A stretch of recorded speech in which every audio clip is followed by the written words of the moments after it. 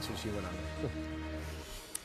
So back to Hillary Clinton now. She's sounding hopeful that her email scandal will be over soon. The Democratic frontrunner saying that it's good that Brian Pagliano, the staffer who set up her private server in the bathroom at the Chappaqua home, received immunity now from the feds. She says she's happy about that. She says it signals that the investigation must be close to wrapping up without any indictments. It's a security review. I'm delighted that he has agreed to cooperate, as everyone else has. And I think that we'll be moving toward a resolution of this. Judge Napolitano, Fox News senior judicial analyst, so she's happy. She said this is a signal that things are almost done. I think she wants us to think she's happy, but she's really too smart to be happy over this development.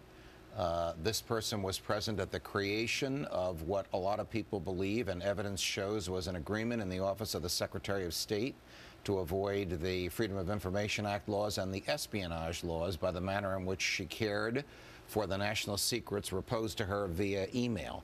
And this young man, who originally invoked the Fifth Amendment when Congress sought to interview him, has now been given immunity by a federal judge so that he can testify to a grand jury. One does not get immunity to deal with the FBI. One gets immunity to testify to a grand jury. So she's kidding herself or attempting to kid us. So that signals definitively you believe that there is a grand jury in this case? Yes, and I do believe that the FBI will be finished with its investigation this spring, by which I mean probably in May.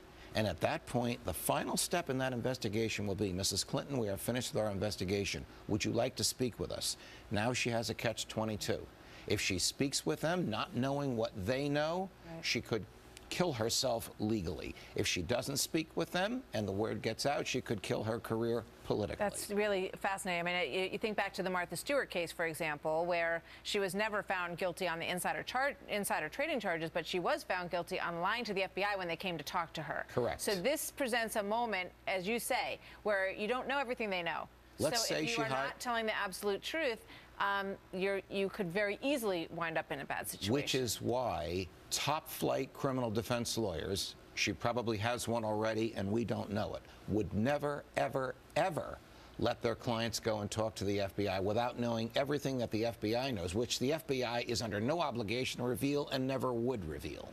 So, but they can't force her to speak to them. No, they can't force her to speak to them, but this is where she loses. If she doesn't go in there and the word leaks, you refuse to speak to the FBI, we thought you were innocent, that'll be extremely harmful to her politically. If she does go in there, she runs the risk of lying to them, like the Martha Stewart example that you just gave. So she's in for very, very turbulent waters legally. On top of that, what came out over the weekend is that of the 2,093 emails that contain confidential, secret, or top secret information, she's the author of over 100 of them. She authored these emails on the non-secure server, and she sent them to some people who had no security clearances whatsoever.